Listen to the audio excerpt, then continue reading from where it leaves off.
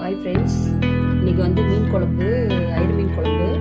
அதுக்கு வந்து பார்த்திங்கன்னா ஒரு 25 பல்லு பூண்டு எடுத்துருக்கேன், கருவேப்பிலை, வானம்பாத்தம் மிளகா அது வந்து ஒரு 4, எங்கள் வீட்டில் பறித்த ஒரு மிளகா 4, ஒரு 30 பல்லு வெங்காயம். தாளிக்க ஆரம்பிக்கலாம். சட்டி காஞ்சிருச்சு.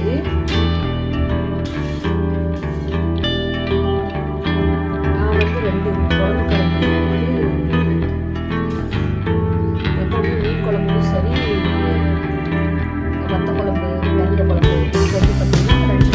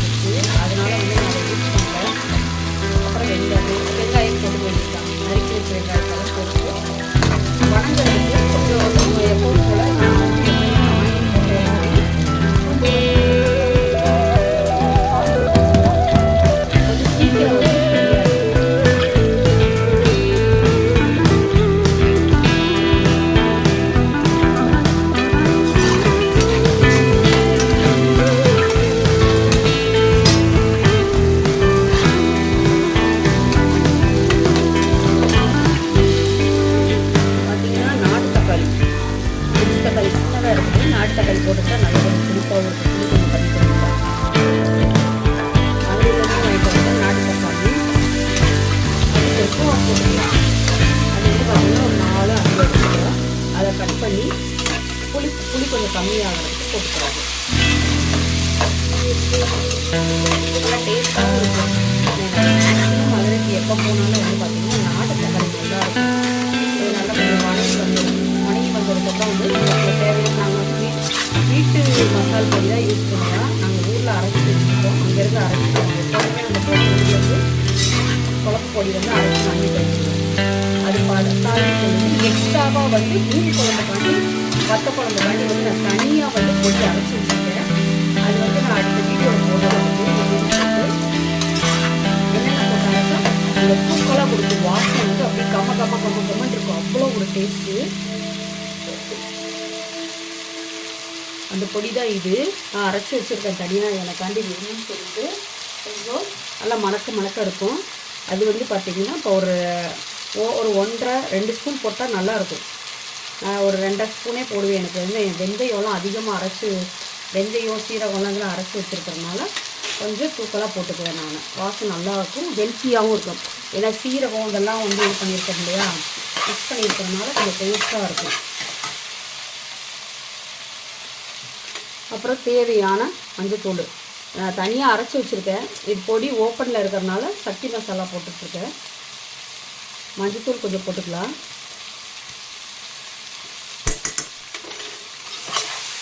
அதுக்கு வேணா போட்டுக்கோங்க.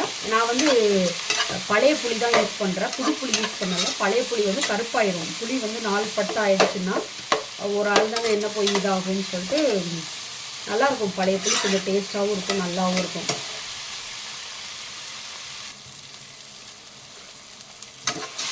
நல்லா வணங்கிருச்சு. நான் வந்து வீடியோ பண்ணி இன்னைக்கு கொஞ்சம் எண்ணெய் கம்மியாக தான் ஊற்றிருக்கேன். எண்ணெய் கொஞ்சம் நல்லா இருந்ததுன்னா மீன் குழம்பு வந்து நல்லெண்ணெய் தான் செம்ம தூக்கலாக இருக்கும், நல்லா வாசமாகவும் இருக்கும்.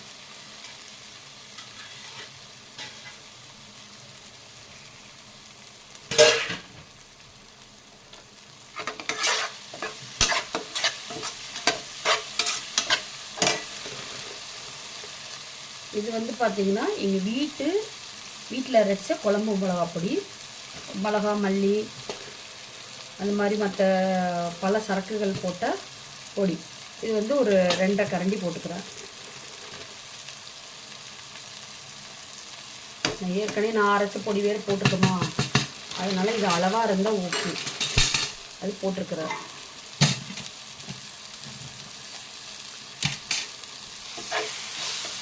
நல்லா வதக்கி கொடுக்கணும். வதக்கி கொடுத்தோன்னா தான் அந்த குழம்பு அதாவது குழம்பு டேஸ்ட்டு கொடுக்கும். இப்போல்லாம் எல்லாம் அம்மியில் அரைக்கிறதுக்குள்ள இங்கே டைமே இருக்க மாட்டேங்குது.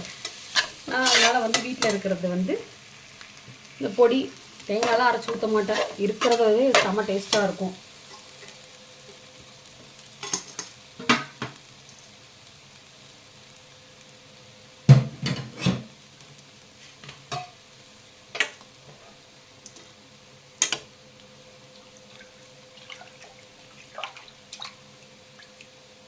நான் வந்து பார்த்திங்கன்னா எல்லாம் நல்லா வதங்கி வந்துருச்சு.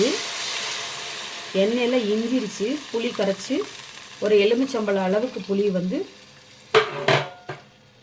கரைச்சி ஊற்றி வடிகட்டி தான் ஊற்றுவேன். கீழே மண் இருக்கும், அதனால் கொஞ்சம் ஒரு மாதிரி தான் இருக்கும்.